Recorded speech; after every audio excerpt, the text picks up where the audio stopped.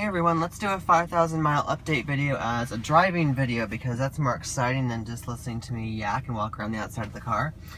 The only thing you've missed is I got the rear windows tinted because you can't do anything in front of the B-pillars in the state of Vermont. So I got 20% tints in the back. If you want to see what it looks like, check out my Instagram page. Same username, MerkMilano6. So yeah, let me just go for a little drive. Why not?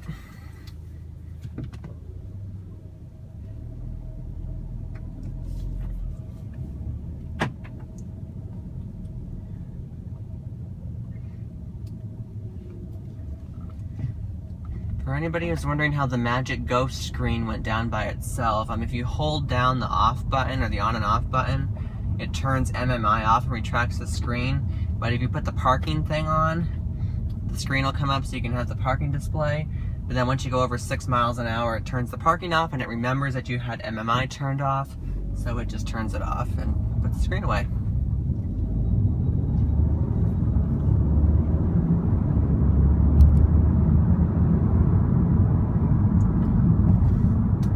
So I always leave the car now in individual mode.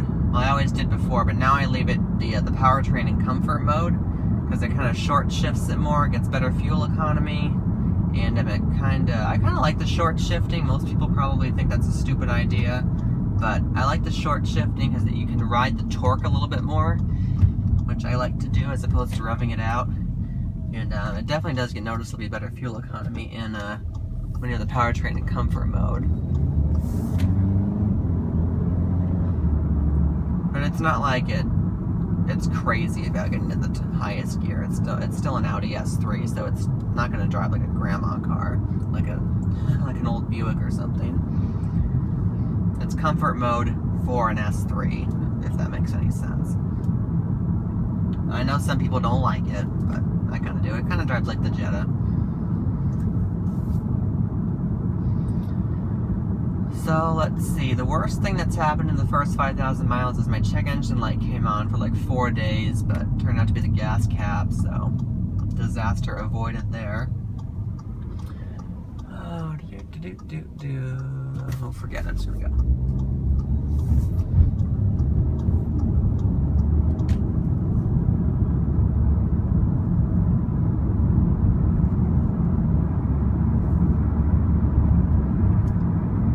So, you're probably wondering how many times have I been pulled over, how many speeding tickets have I got in this car, and the answer to both of those questions is 0.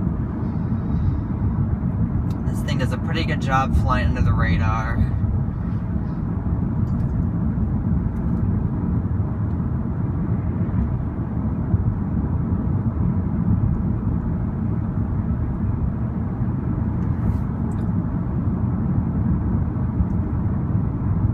Although some nice person decided to leave a used condom under my windshield wiper at work, that was a fun surprise to walk out to. But it's okay, because I met with the loss prevention guy, and now it's parked exactly in a super clear view of some security cameras, even better than it was before. So that won't be happening again. Good luck if you're watching this. But I think it was just some random person who picked the nicest car in the parking lot. Not to sound like an asshole, but that's probably what happened. But other than that, this car's been hilariously fun to drive in every day. It's not too uncomfortable. I drove it to New York City and back to the New York International Auto Show. It was a dream going down there.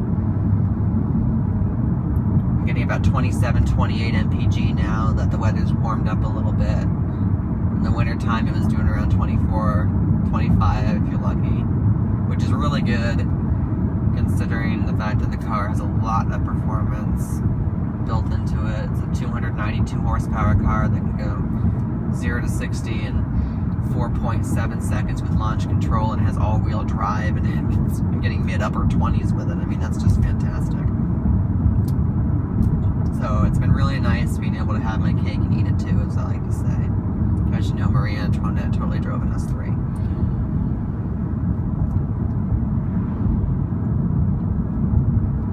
But would I buy the car again? Yeah, duh. Beyond the shadow of a doubt, yes, I would buy this car again. However, that being said, if the Audi S3 did not exist, I don't think I would have bought a premium branded car. After test driving enough of them and getting kind of sick of them, there isn't really a whole lot on the market that's like this car. There's the CLA 45, or as Siri calls it, the Claw 45, so I always call it the Mercedes Claw. The Claw has a shitty interior, sorry, it does. And the Claw 45 is too expensive, costs a lot of money. I know it's a little faster than this car is, and it's really ugly, so I don't like it at all. Then BMW only has 2 doors that are in this size, which is the 2 Series, of course.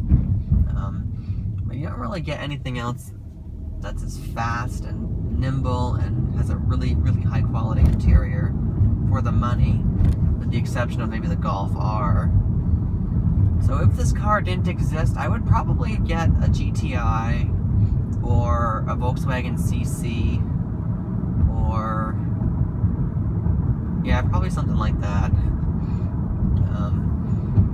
But I don't think I would have ponied up for a BMW or a Mercedes, because I just wasn't that thrilled with the competition to be able to throw down that much money on it.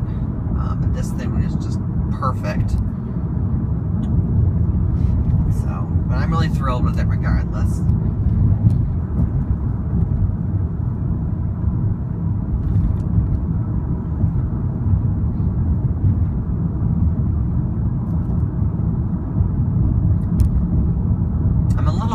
That Audi did not launch the car with an optional universal garage door opener. They have one now for $295 as a standalone option, but it's kind of dumb. Well, it's not dumb, but it's an afterthought kind of thing. It's like sideways. You probably can't see it up here, but they mount it like sideways on the upper center console where the map lights are. So they have to like twist your hand. It's just weird. So that's kind of weird, but oh well, it'll be nice.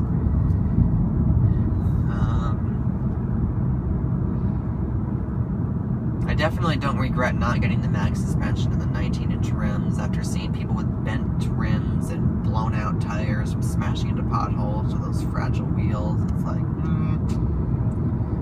And I really like the way the base suspension rides. Definitely no regrets there. I know a lot of reviewers say the mag suspension is like a must-have, but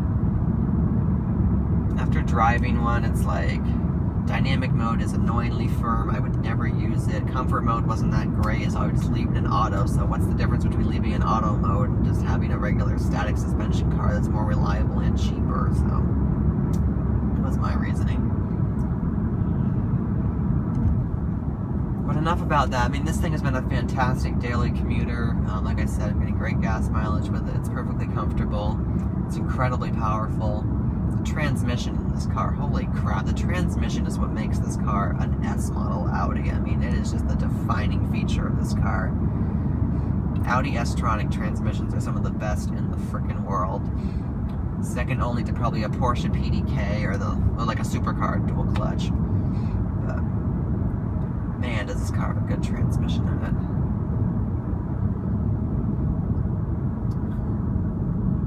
Do a little demo on the way back, so I'll put it in another really, I don't know if I mentioned this on film before, some kind of cool thing that I discovered, that since this has the kind of newer shifter where you can toggle back and forth between drive and sport, but it stays in the same initial spot. You can put it in drive or sport mode and then flop it over to manual mode, and so you can have drive manual and sport manual. When you put it in sport mode, then you put it in manual, it wakes the car up a little bit more, so it feels like you get an extra like 20-30 horsepower. Maybe not 30, but a decent chunk more, so that makes it really fun to drive. And then putting it in dynamic mode sharpens it up even more. So that's been fun. Yeah, the perfect rev match downshifts, and big shove of torque in the mid-upper range is just awesome. Cannot get enough of this thing. Love it.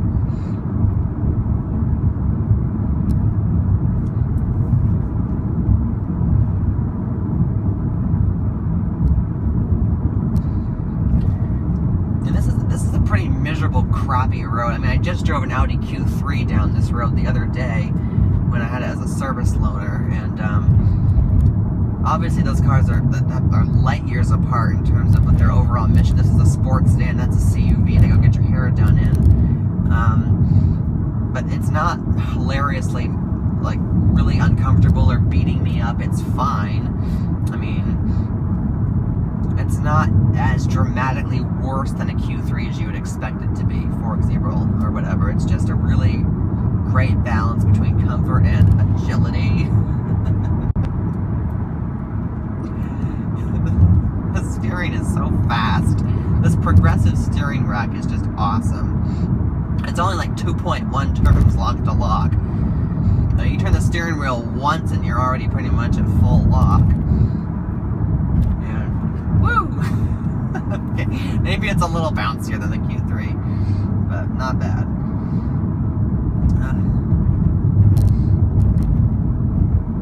It's a hell of a lot more fun than that Q3, my God. As you would expect.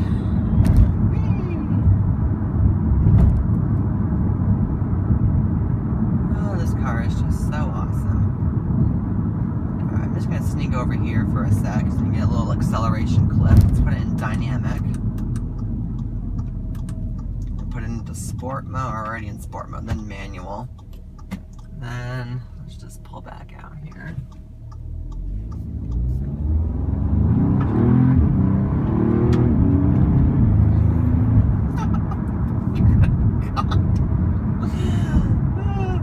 I love this car. I can't not say that enough times.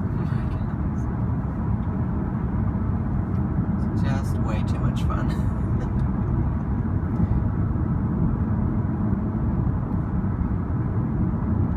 Just drop down a couple gears, put in the third, and Jesus Christ.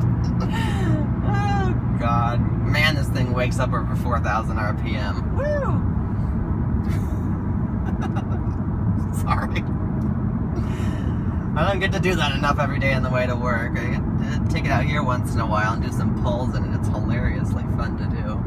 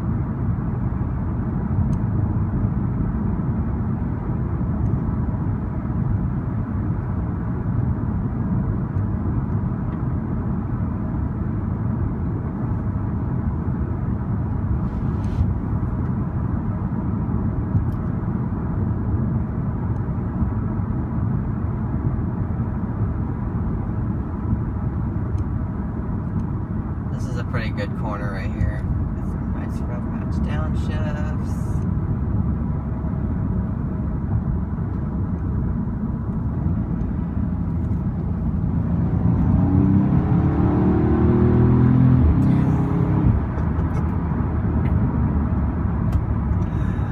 Oh my God.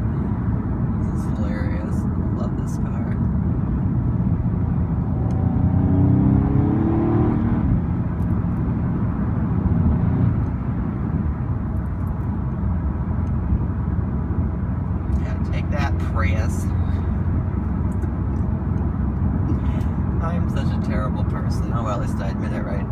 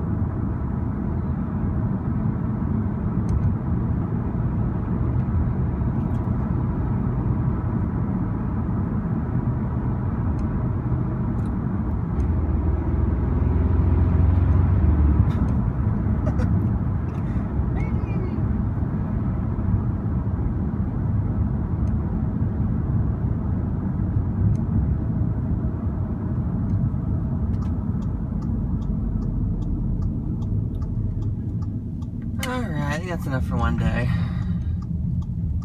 Thanks for watching, guys, and I will catch you laters.